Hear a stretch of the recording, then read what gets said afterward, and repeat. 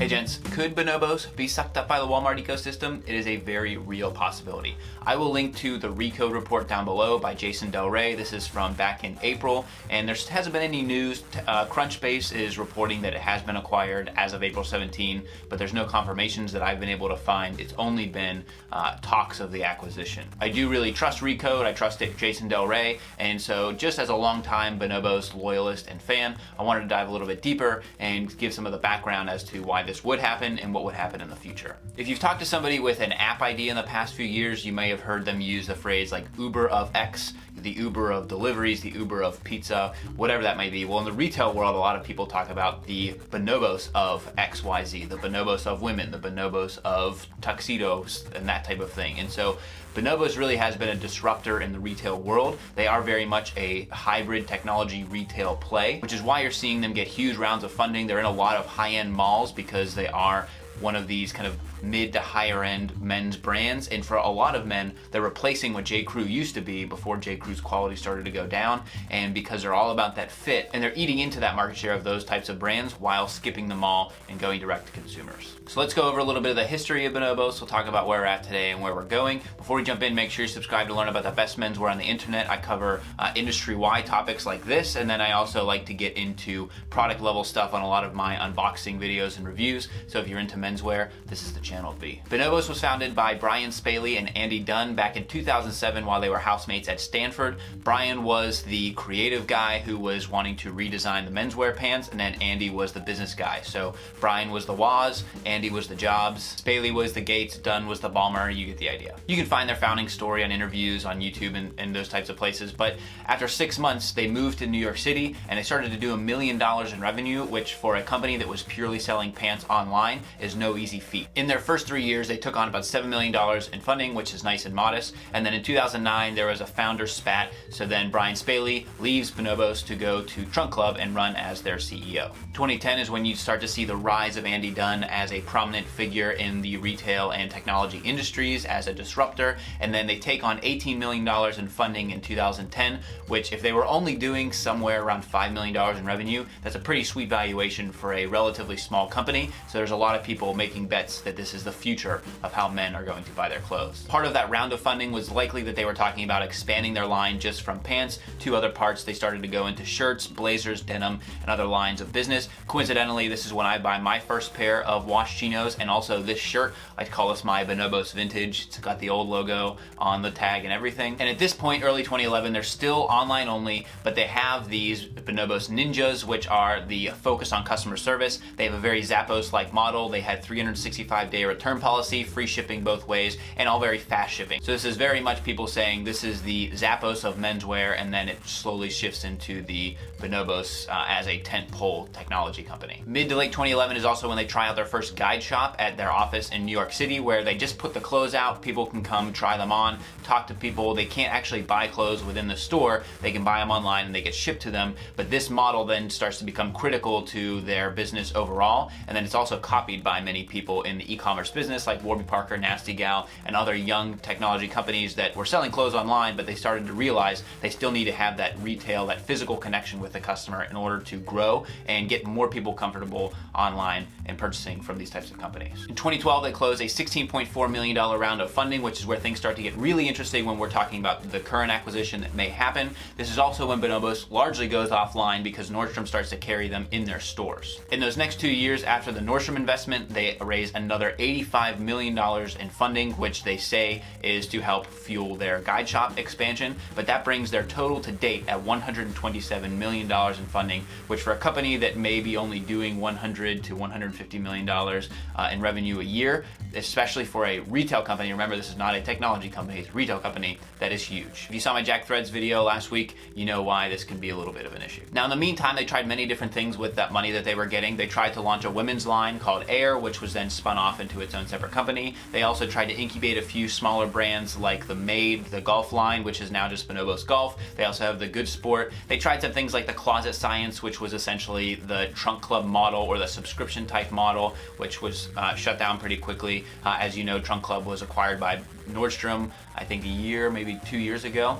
And so they tried some different things within the meantime, but they never really spun out. The core of their business still tends to be great fitting clothes and very good quality for the price. They've really transformed themselves into a men's lifestyle, aspirational type of brand. They, like I said, they're replacing for a lot of people what J. Crew used to be, as J. Crew now slides into lower quality materials and just can't really seem to get things right. So that is all of the history of Bonobos. Now let's talk Walmart.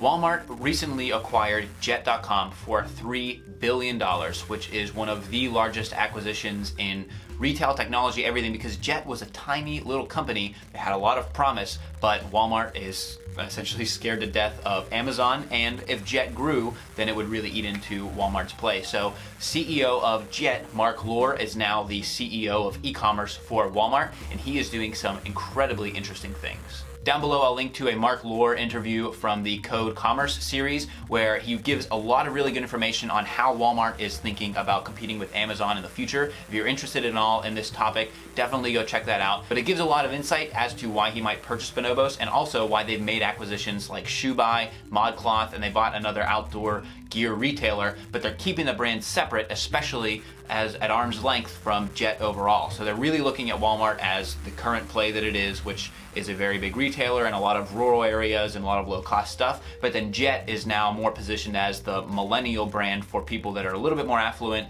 and don't really want to be associated with Walmart. But then you're going to get brands like ModCloth and Bonobos, which are in even further out separation from the Jet brand. They'll still operate independently and they'll still have their own customer bases, but for the people like me who essentially look up the chain and see, who owns this company and how does this work, that's where you start to run into some of the issues. Like I said, Crunchbase is reporting that Walmart has already acquired them, but I have not found any confirmations, just that they are in talks. And if you look at the types of acquisitions that Jet is making, they're looking at a 1 to 1.5, maybe 2 times revenue, so you'll see an acquisition price, if it does go through, somewhere in the $150 to $250 million likely. The reason that this isn't really surprising is that a company that takes on funding is essentially saying, I will take your money, investor, and I will give you back at least 2 to sometimes 10x your investment. And so there has to be a liquidation event, whether Bonobos goes public or they get purchased by Jet or even Nordstrom. And I think that's why you're seeing some of the issues right now where it was reported they were getting acquired,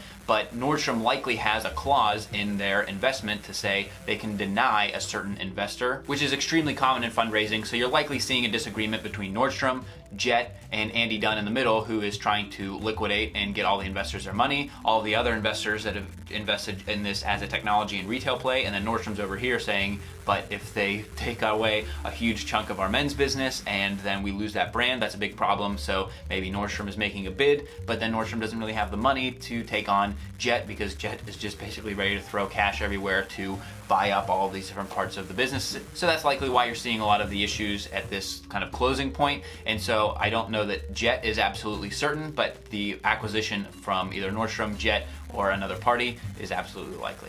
Now, this will leave a huge hole in my own wardrobe. All of my pants are from Bonobos. They're one of the few companies that I can buy my size consistently that fits every time, and I absolutely love their entire clothing line. Great quality, great prices, everything else.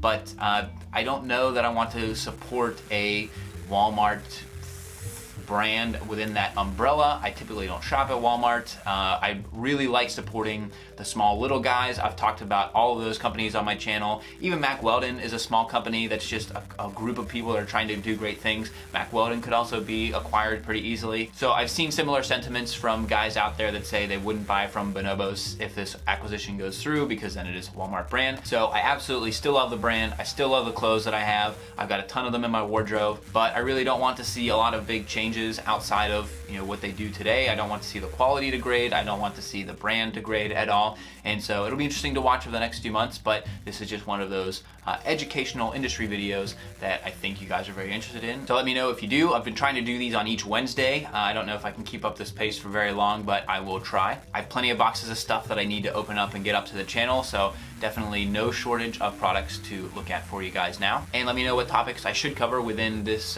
industry analysis group that you might be interested in. And until next time, gents, this is the Kavalier.